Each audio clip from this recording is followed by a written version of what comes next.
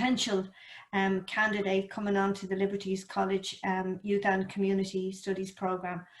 So what I'm going to do is give you an overview of the course, what's entailed on it, but very clearly I want you to understand that this is a course that is inclusive, that it embraces all people from the community, and that we work with the individual, for the individual to be the best that they can be, not to be the best, but the best that they can be on this course. To do that, I'm going to show you today with Julianne the different ways and the different approaches that we take on this course. So Julianne, maybe you have a question that you'd like to ask me. Yeah, how long is the course? The course starts in mid-September traditionally. It follows the academic year, and normally by the end of April the assessments are all in. However, you still need to be available in the month of May should an examiner wish to question you about your work, but traditionally it is the academic year, September until the end of April. And what's the course about? What am I going to be studying? Okay, the course is called Youth Studies. It's the longest running youth studies course at level 5 in the country. It's been running for 23 years. It was originally designed as a feeder course for students that want to go on to university. We have changed over the year. However, what hasn't changed, what has only developed more, is our reputation within the community, youth and community sector, with organisations such as the National Youth Council of Ireland, the City of Dublin Youth Service Board. They all have had an input over the years and continue to have a very valuable input into our course. The majority of students, when they come on the course, are nervous about coming back if you haven't been in education for a while. And the majority of students that come attracted to youth and community have a fantastic background of volunteering within their community, either in the youth sector or in a community development sector. So what you would be studying on the course is the background to youth work, the background to community development, the tools and the skills that you need to work with people, and also how to study, how to develop an assignment, using all the different tools that are available today. And there is definitely a large confidence building, personal development focus on the course. Yeah, I don't feel very confident about writing. I'm not really good at computers. And you're looking at a lady who is the same. I would believe that very, very passionately that you have to crawl before you can walk. And the most important thing is when you come on the youth and community course is you have to buy into the fact that I'm here to study and I'm here to achieve and I'm here to get the best out of this year. If you have that kind of passion, I can help you to get to the end. The Liberties College prides itself on all the study support that we have available to support students. We do it, it's inbuilt within every programme, but particularly when a student reaches out and says, I'm nervous, I don't know what to do. We have such a level of support that we can give them. And normally in all my years of experience, I would find that students need support for the first assessment. And once they get that support, once they get that confidence boost, usually then they're flying. And usually then they just look for feedback. Do I need a leaving cert to do the course? No. Not for youth and community. What you need from me is you need to have a history of volunteering. So for me, it's far more important that you understand the sector that you're getting into. The academic skills can be built on, but it's much more important for me that you understand community development, and much more important to me that you understand youth work. If you have got that kind of innate passion, if you have got that understanding of what you're getting into, I can help you develop the rest. Okay, this is a beautiful building, the Liberties College. Many of you have walked past this and not realised that on your doorstep you've got this fantastic college. Normally we have about 700 students attend the college, and Liberties College Youth and Community Department varies. We traditionally would have about 40 students, ranging in age from 17 to 70. So with a variety of different backgrounds, but most come from a similar, with similar experience, having been volunteers. So this is the Liberties College building. So the next slide, Julianne, is something that I would use all the time. So I just want you to look at this and tell me very quickly the word that you see. Very quickly. Good. Okay. Good. What I'm going to say to you is that word can also be evil. Oh, I can see it now, yeah. It's also evil. So I would believe that this is one of the main things I'm going to show you, something that you've looked at, the same picture, the same time, and all the things and the assumptions that you have. I am going to show you that there's another picture. If you have not felt good about yourself, or you feel that you want to achieve, I'm going to show you there's a whole other side to doing this.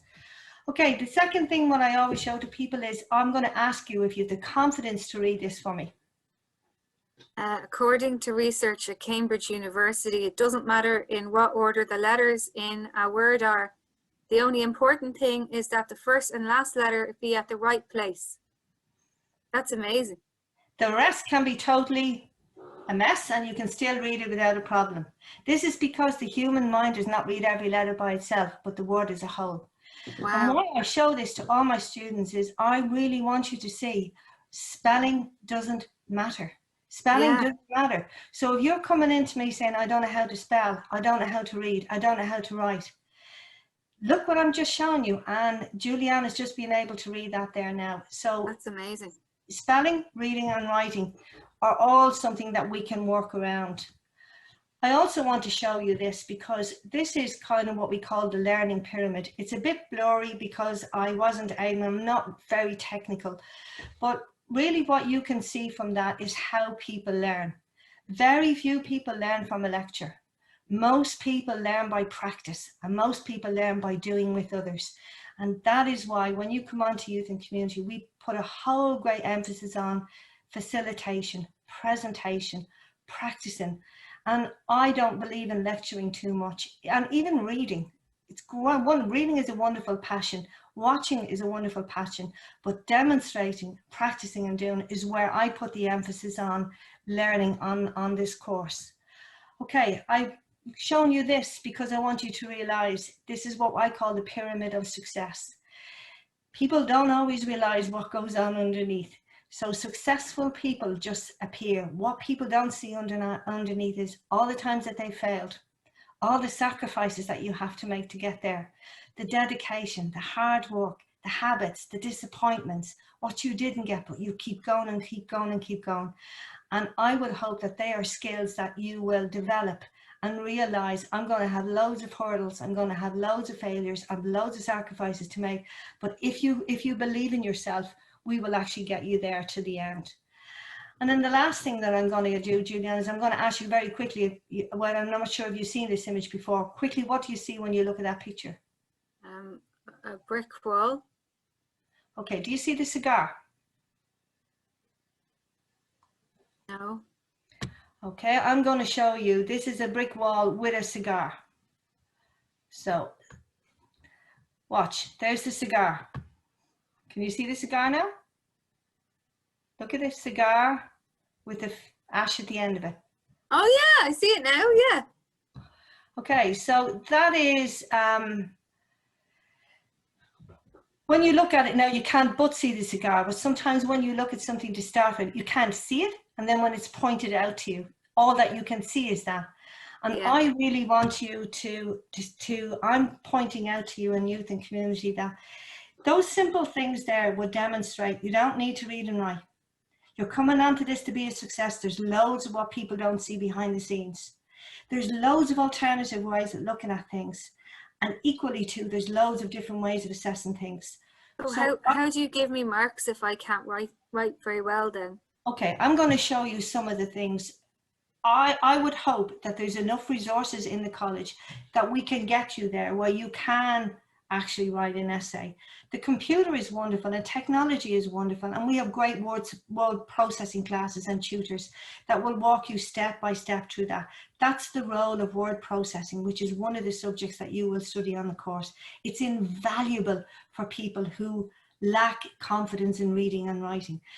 However, I still would believe that you have to go backwards and you have to have the confidence first. Some of the other resources that we have within the college.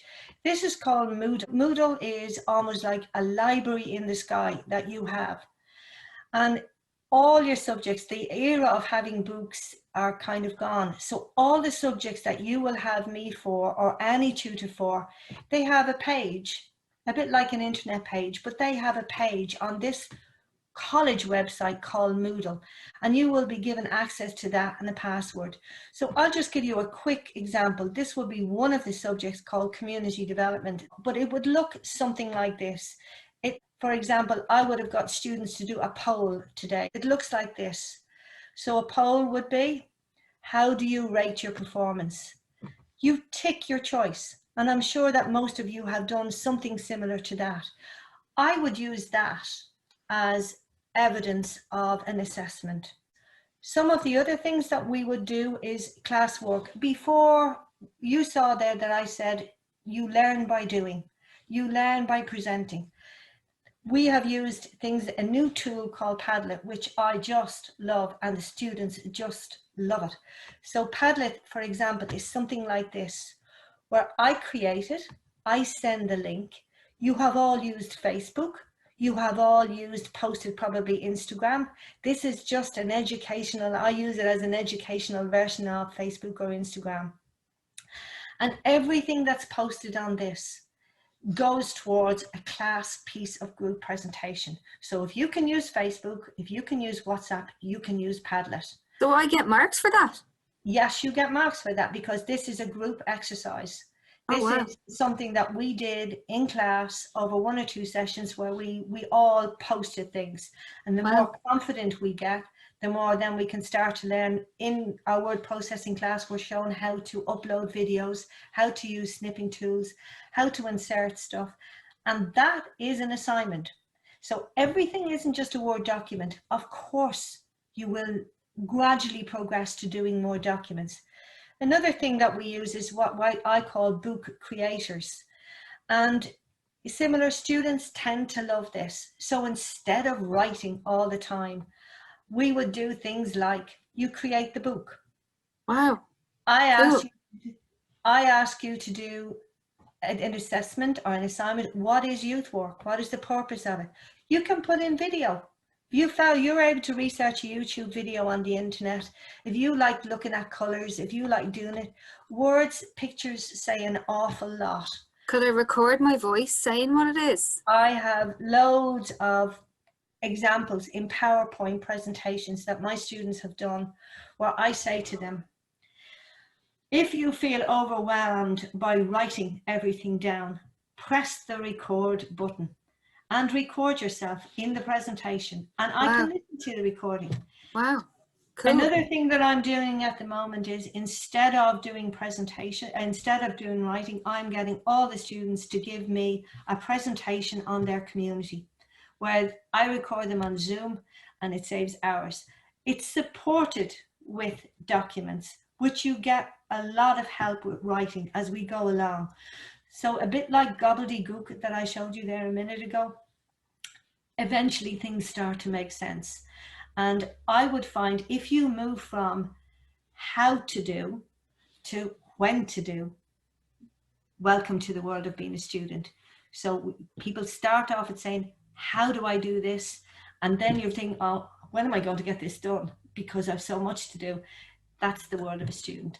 Yeah. So in summary, the Youth and Community course puts a huge emphasis on confidence building, loving learning, building that passion for skills that you've already got, working in your community, volunteering.